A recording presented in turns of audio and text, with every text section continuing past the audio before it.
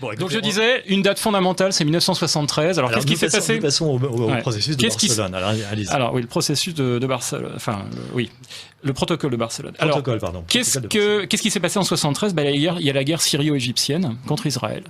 Les Syrio-égyptiens prennent une raclée et de manière immédiate, quasiment immédiate, l'OPEP et les pays arabes multiplient le prix du pétrole par 4 et classent les pays en catégories, c'est-à-dire soit amis, soit neutres, soit ennemis. Et ils classent dans la catégorie ennemis toutes les personnes qu'ils associent, de près ou de loin, à l'État d'Israël. Ça a provoqué, certains s'en rappelleront, donc un choc pétrolier absolument terrifiant. On a eu un chantage, c'est-à-dire que les pays de l'OPEP nous ont mis la main sur le robinet en fermant. Il faut savoir qu'il y a des pays qui se sont retrouvés sous embargo pétrolier. C'est la Hollande qui s'est retrouvée en embargo pétrolier, etc. Les États-Unis aussi d'ailleurs. Et suite à ce chantage, parce que c'est un chantage, ils nous ont imposé des conditions. Nous sommes allés à la table des négociations avec eux et nous avons tout accepté. Alors, dans les accords qui ont suivi juste après, donc on a donc le 6 novembre 1973, donc les 9 pays de la communauté européenne de l'époque basculent dans le camp pro-arabe. Donc avec les corollaires qui vont bien, c'est reconnaissance du peuple palestinien, l'alignement sur le narratif arabe concernant Israël, etc.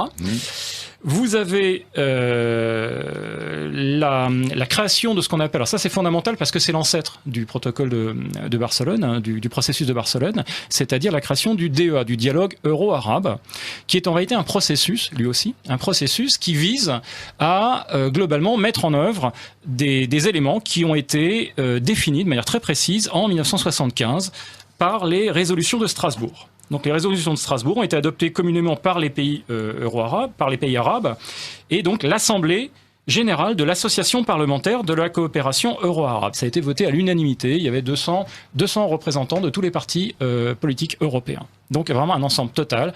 Et il faut savoir que ce document est fondamental il pose les bases de ce que nous vivons encore aujourd'hui et qui s'est traduit par différentes avatars. Donc le processus de Barcelone n'était que finalement une espèce de remise en marche du DEA qui a subi des avatars parce que bon, au fur et à mesure des années, des péripéties politiques, il y a eu la signature de paix entre l'Égypte et Israël qui a bloqué beaucoup les choses. Enfin bref, il s'est passé tout un tas de choses. Mais le fait est que dans les résolutions de Strasbourg, on trouve exactement ce qui nous arrive aujourd'hui. C'est-à-dire la mise en place d'une politique de recrutement de main-d'œuvre dans le monde maghrébin. L'immigration n'est pas un fait voulu par nos élites, ça a été imposé au moment du processus. Absolument pas. Ça a été réclamé par les Européens. C'est-à-dire que ce sont les Européens. J'ai mal compris. Absolument. Allez-y. C'est ça qui va intéresser les gens. Voilà, donc ce sont là les Européens, en l'occurrence le nom de la personne qui a posé, c'est ce monsieur Tillich de Clercq, donc un Belge. Il faut savoir que les Belges sont vraiment ont été très moteurs dans cette affaire-là avec la France. Donc le Belge, le Luxembourg et la France. Donc ont mis en place un deal, un arrangement. Un arrangement. Disons, nous avons besoin de main-d'œuvre que nous allons prendre chez vous. Et là, les pays musulmans, eux, ont mis des conditions.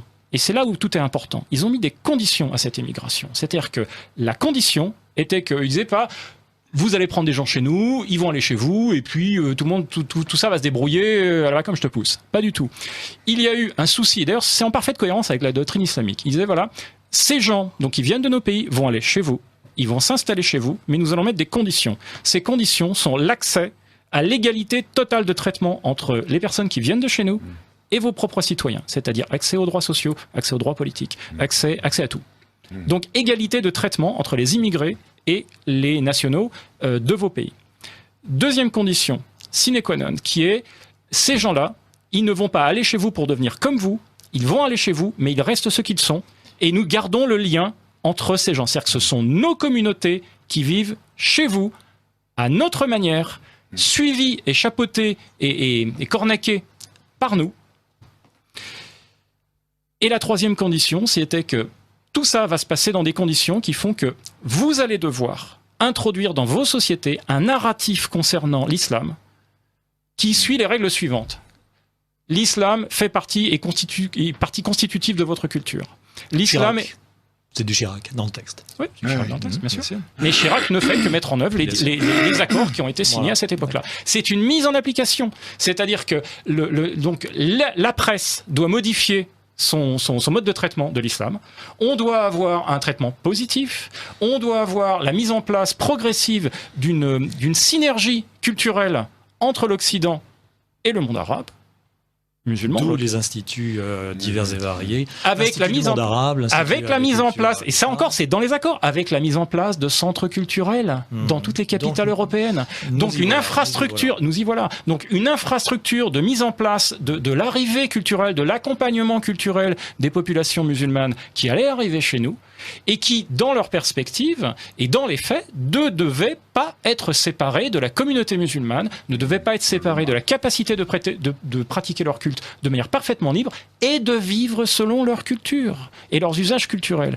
Et nous sommes exactement en train de vivre ça. Ces accords fondateurs qui ont été signés en 75, et après, mais confirmer un nombre incalculable de fois, là j'ai un quart d'heure, je ne peux pas vous citer toutes les réunions, mais il y en a eu des kilos, mettre en place. Et tout cela est chapeauté par le document dont je vous parlais tout à l'heure, que j'ai trouvé récemment, et qui s'appelle donc Stratégie culturelle islamique pour l'extérieur du monde islamique. Et donc, ce document est un document que vous pouvez trouver, alors c'est un document officiel qui a été, adopté comme stratégie officielle par l'OCI. L'OCI, c'est l'Organisation de la coopération islamique. Donc, c'est l'équivalent de l'ONU islamique. C'est la deuxième plus grosse organisation internationale du monde et qui regroupe tous les pays musulmans. Et donc, cet organisme, à son plus haut niveau décisionnel, qui est le niveau des sommets islamiques. Les sommets islamiques sont les sommets qui regroupent les chefs d'État. Donc, lors du 9e sommet à Doha, en 2000, ils ont adopté ce document, qui est un document stratégique, qui est donc la stratégie d'action du monde musulman chez nous. Parce qu'à l'extérieur du monde islamique, c'est chez nous. Eh bien, ce document, dont j'ai fait quelques petites traductions, mais je vais vous faire un résumé parce que sinon je ne vais pas avoir le temps de le faire. Donc tout ça, ce sont les preuves que vous avez en votre possession et que tout le monde peut vérifier. C'est absolument sourcé. Mais complètement. Alors vous pouvez trouver ce document en téléchargement. Vous pouvez le télécharger, le lire, donc sur le site de l'ISESCO. Alors allez-y. Alors l'ISESCO, si vous considérez que ça, ISESCO,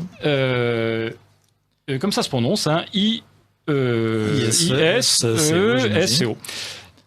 Donc, si vous imaginez l'OCI comme un gouvernement, eh bien, l'ISESCO, c'est le ministère de la Culture, de l'Éducation, de la Communication. Donc, c'est quand même un très, très gros morceau. Ça fait partie de l'organigramme officiel. Ils ont leur siège à Rabat, dans un très beau bâtiment. Et donc, vous allez sur le site de l'ISESCO, vous allez sur la partie en français, parce que vous avez un site en français, vous cliquez, vous cherchez le mot stratégie. Donc, vous allez à l'onglet stratégie et vous téléchargez ce document. Qui est un document. Qui est en anglais peut-être ? Non, qui est en français. Qui est en français. Qui est en français. Voilà. Et ce document, il est présent en arabe, en anglais et en français. Alors j'ai constaté qu'il y a des petites différences entre les versions. J'ai même fait viser la version justement par Samuel Dib, qui est parfaitement bilingue. La version arabe. La version qui fait référence, c'est la version arabe, j'imagine. Non, parce qu'en réalité, c'est comme l'OCI. Les trois langues, français, anglais et arabe, sont les langues officielles. Ce qui veut dire que les trois langues, les trois communiqués, les trois documents sont des documents officiels. D'accord. Voilà. Et donc ce document est le document adopté de manière officielle par l'OCI au niveau du sommet comme leur mode d'action pour les années qui viennent. Voilà. Et ce mode d'action, je vais le résumer très rapidement, il consiste à implanter, alors j'utilise leur terme, à implanter des communautés islamiques civilisationnellement différentes de l'Occident, qui fonctionnent selon les règles de la charia et qui ont pour vocation de prendre les postes clés au niveau politique, économique et communicationnel dans les pays hôtes. Nous sommes les pays hôtes. Voilà. Il faut savoir que l'implémentation, la mise en œuvre de cette stratégie, c'est précisé encore une fois dans le document, s'appuie sur les centres culturels, les mosquées, les écoles islamiques. Et qui sont pour l'instant marginales, ces écoles islamiques, mais qui sont attendez, pas du tout marginales. À chaque fois que vous avez une mosquée, l'étape d'après, c'est l'école islamique. Qui est à côté, qui vient après. Et d'ailleurs, dans toutes les mosquées, vous avez des salles de classe. Oh tiens, c'est bizarre, parce qu'il n'y aurait pas un rapport avec une sorte de processus éducatif parallèle. Encore une fois, processus éducatif parallèle mentionné dans le document. Alors il faut savoir que ce document est donc un document officiel qui a été mis en place, alors pas par quelques excités dans le fin fond d'un pays arabe. Avant la mise en place de ce processus a nécessité pendant 9 ans, ils ont sillonné toute la France. Ils le mentionnent d'ailleurs dans le prologue de ce document. Comment est-ce qu'on en est arrivé là? Eh bien, ce sont les organisations européennes qui ont participé à l'élaboration de ce plan. C'est-à-dire que des gens qui sont chez nous. Mais le serpent qu'on a nourri, c'est-à-dire qu'on a réchauffé en notre sein des serpents, c'est-à-dire qu'on a financé, la plupart des fois, il faut savoir que les centres culturels en Europe sont financés par les États, sont financés par le contribuable. Et ce sont ces gens-là, parce qu'il n'est pas dit des centres culturels, ni des organisations islamiques. Donc eux, ils ont fait la concertation avec les chefs des centres culturels de toute l'Europe et des organisations islamiques de toute l'Europe. Ce qui veut dire que des gens comme par exemple M. Boubaker, etc., sont compris dans les organisations islamiques. Donc les organisations islamiques européennes, alors avec les guillemets bien sûr, ont réclamé à l'OCI parce qu'ils constataient qu'il y avait des signes d'assimilation des enfants musulmans dans les sociétés occidentales.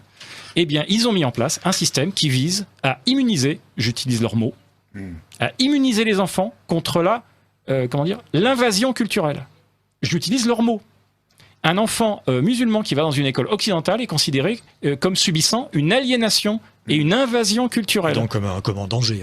Il est en danger, bien sûr. Il est en danger de sortir de l'islam et de s'assimiler à la culture européenne, ce qui est considéré comme quelque chose d'abominable. Alors, il faut bien voir que cette stratégie aujourd'hui, c'est ce qui se passe chez nous. Aujourd'hui, quand nous avons un centre culturel qui se crée, une mosquée qui s'appuie toujours sur un centre culturel, ils mettent en œuvre la politique de l'OCI. Alors, cerise sur le gâteau, puisque je vois que j'arrive, j'ai dépassé 15, cerise sur le gâteau, il faut savoir qu'un des objectifs fondamentaux, précisés comme absolument fondamentaux et nécessaires, obligatoires, c'est l'enseignement de l'arabe aux populations occidentales. Bien sûr. Ce qui veut dire que nous avons, à l'heure actuelle, une ministre qui benoîtement nous explique qu'il faut qui aujourd'hui agit objectivement, dans le cadre de sa fonction ministérielle comme un agent de l'OCI et comme un agent de mise en place de cette stratégie culturelle avec les guillemets. Voilà. Donc, et on nous parle donc dans le document anglais, il y a un mot qui est très intéressant, c'est qu'à un moment on parle de settlement, c'est-à-dire que en français. Settlement, c'est un double sens. Ça veut dire implantation, mais ça veut aussi dire colonie. Colonisation, d'accord, oui, c'est ça. Voilà. Et le terme en anglais aussi, le document anglais est très intéressant parce qu'il mentionne explicitement comme traduction de l'Oumma. Donc l'Oumma, traditionnellement, on nous explique que c'est la communauté des croyants. Voilà. Eh bien, eux, ils emploient le terme. Voilà, eux, ils emploient le terme de nation islamique. Alors, il faut savoir que l'ISESCO, c'est un avatar des frères musulmans. Très bien. Eh bien, écoutez, donc. Alors, ce document est une bombe politique. Oui, j'imagine. Moi, personnellement, je pense qu'il y a certaines époques dans l'histoire de France où on aurait convoqué les ambassadeurs, mis ce document sur la table et on aurait dit qu'est-ce que c'est que ça? Qu'est-ce que c'est que ça? Vous avez l'intention d'appliquer ça chez nous? Et on aurait expulsé ces gens. Oui, mais il se trouve que les gens qui sont au gouvernement ne sont peut-être pas tout à fait étrangers à ce... Alors, ils peuvent toujours dire qu'ils ne savent pas que ça existe, bien évidemment, sauf que c'est un document officiel. Mais surtout, le truc qui est le plus sidérant, c'est que nous avons aujourd'hui notre gouvernement qui agit en parfaite collaboration avec les pays de l'OCI pour la mise en place de cette stratégie dans le propre pays. C'est-à-dire que nous avons, objectivement, ouvert les portes de notre pays à un processus de colonisation.